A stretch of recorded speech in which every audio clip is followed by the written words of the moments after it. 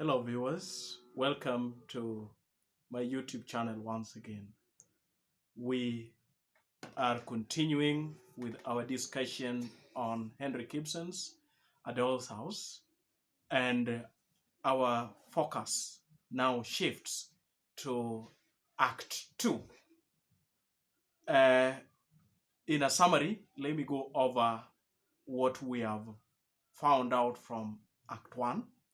In Act 1, we came to realize that Torvald overworked himself, and upon overworking himself, the doctors advised his wife Nora that he should be taken to the south, that is in Italy, to recuperate. In this, Nora borrowed 250 pounds from Krogstad, going against what is expected of women in the society. As we find from Mrs. Kristen Lind, a woman is not allowed to borrow money without the consent of the husband. But we realize that Nora borrowed 250 pounds from Krogstad. And really, this is the action that heightens the conflict in this text. Another twist to the conflict in this text is that Krogstad is to be sacked from his job at the bank, and his replacement is Mrs. Kristen Lind, who is a friend of Nora's during their school days.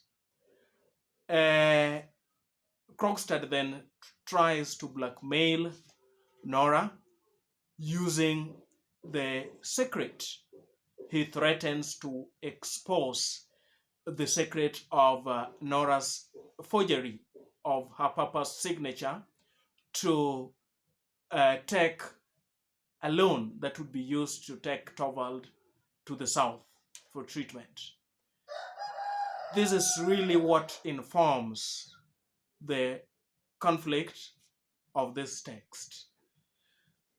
Fast forward, let us move to Act 2 of this text. And in Act 2, we realize that Act 2 is divided into 7 episodes.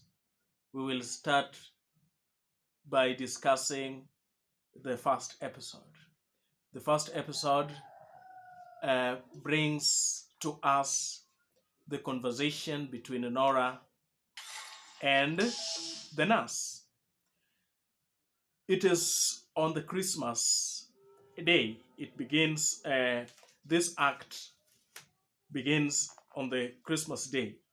And the scene, we have the same scene that we had in the beginning of Act 1. And in this scene, we see the Christmas tree in the corner by the piano. And right now, the Christmas tree is stripped of its ornaments and burnt down candle ends on its disheveled branches. And we now do not see a pretty picture of the Christmas tree, just as we found in Act 1 that the Christmas tree was a symbol of the decorative roles of women in the society. Right now, we are able to see that the Christmas tree no longer has the ornaments. And this could underscore the change or the metamorphosis that occurs in Nora.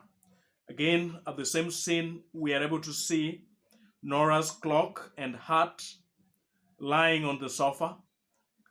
There is a lone figure. She is alone in the room and walks about uneasily. And at this point, we are able to see Nora coming to terms with the magnitude of the conflict she now has. She stops by the sofa and takes up her clock. Another important thing to note in this first episode is the soliloquy that comes about in page 49. And as we said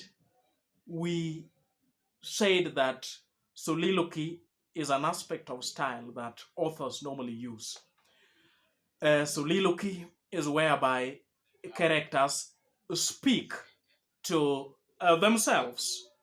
And here we are able to see Nora dropping her clock, and she says, "Someone is coming now."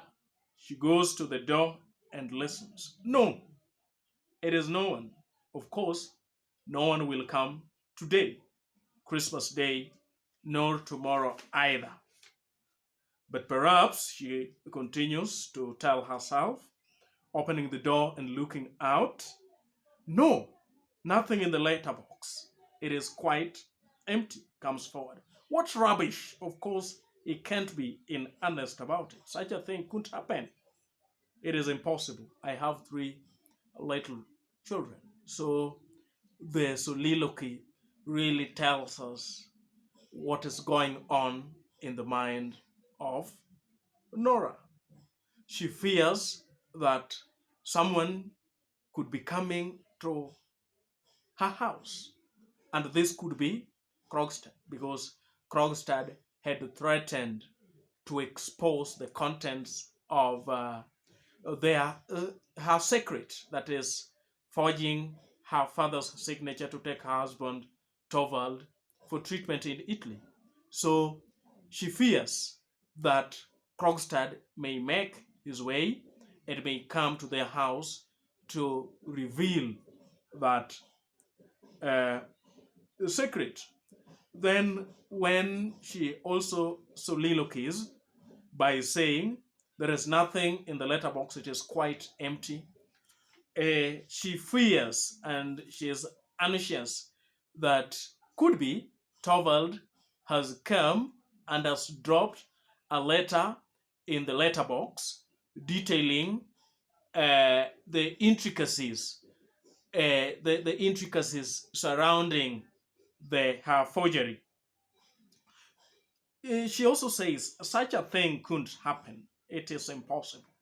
I have 3 little children. We are then left wondering, what is this that Nora is saying couldn't happen? What is it that Nora is contemplating, and what could be separating her from that action is that she has 3 little children. And that one also is a testament to the fact that Nora loves her 3 children. In this text, in this episode again, we see the nurse appearing and coming to Nora. And she says to Nora, "At last, I have found the box with fancy dress." That is still on page 49. And Nora says, "Thanks, put it on the table." In this conversation that ensues between Nora and the nurse, there are some things that we are able to gather from really what is going on psychologically in Nora. When Nora tells the nurse that she's going to get Mrs. Lind to mend her the dress, the nurse comes out as a respectful, caring, and concerned. And in page 50, the nurse makes this comment: "What? Out again? In this horrible weather? You will catch cold, ma'am, and make yourself ill." What strikes my attention is Nora's comment. Nora says that, well, worse than that might happen. How are the children? So Nora foreshadows something dreadful happening in her life. And then she uh, she and she sees just catching cold, that is the fear of the nurse, as really an understatement. Then again, we are able to see Nora also telling the nurse that she will not be able to do so much with the children.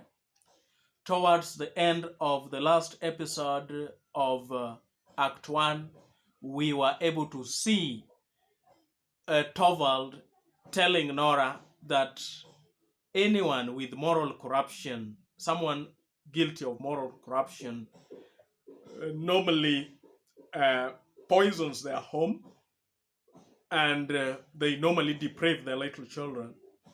So could be Nora has started secluding herself from the children. She loves her children to a point that she does not want the children to breathe the germs of evil, as Torvald puts it. When she, in page 50, also tells the nurse that the nurse tells her, oh well, young children easily get accustomed to anything. And she says, do you think so? Do you think they would forget their mother if she went away altogether? Then she broaches the subject of her going away and leaving altogether. And that is the point whereby we see a kind of a foreshadow. There is a kind of a foreshadow that sometimes in the future, could be, Nora wants to desert her home. And then the conversation now moves from having its focal point on Nora, and it turns to the nurse. Nora, in an intimate way, something that is really not, we do not normally see in the employers and their maids.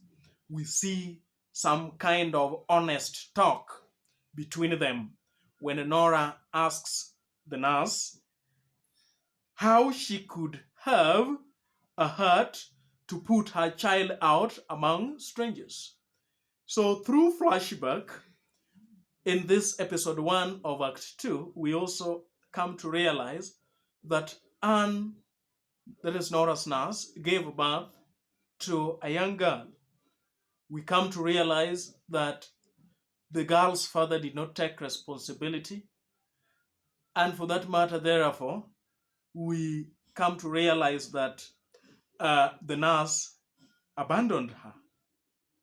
So we get to see Nora asking the nurse how she managed to gather that courage to make such, to be that decisive, to leave her daughter among the strangers. And the answer that the nurse gives really goes on to reinforce the subject matter of this text, and that is the unacknowledged role of women in this society with their sacrificial nature. The women in this society, when we look at Nora sacrificed her reputation. She even risked being taken to jail by committing a criminal offense, forging her papa's signature to procure the loan that would help her take her husband for treatment in Italy. We have also seen this kind of self-sacrificial nature in Mrs. Kristen Lind, who decided to give up the genuine love for Krogstad, and got married to a rich old man whom she did not love, just to take care of her ailing mother and the children who couldn't take care of themselves. Yet again, we are seeing it come out or become manifested in the nurse Anne. The nurse also abandoned her daughter among the strangers because the man who was responsible for her conception did not really take charge. And to find something to do, she says that she took this step, she was obliged to it if she wanted to be little Nora's nurse. So to find a job, she had to make this sacrifice. So really, the episode 1 of Act 2 goes on to reinforce the subject matter of this text, that is the sacrificial nature of women in the society, and that is mainly not acknowledged. So that brings us to the end of episode 1 of Act 1. The next time we meet on A Doll's House, we will be looking at the second episode of Act 2. If you've not subscribed to this channel, I call upon you, subscribe, like, you can drop a comment below this video. You can also share with your friends who may find the content here being invaluable. Thank you. Until next time.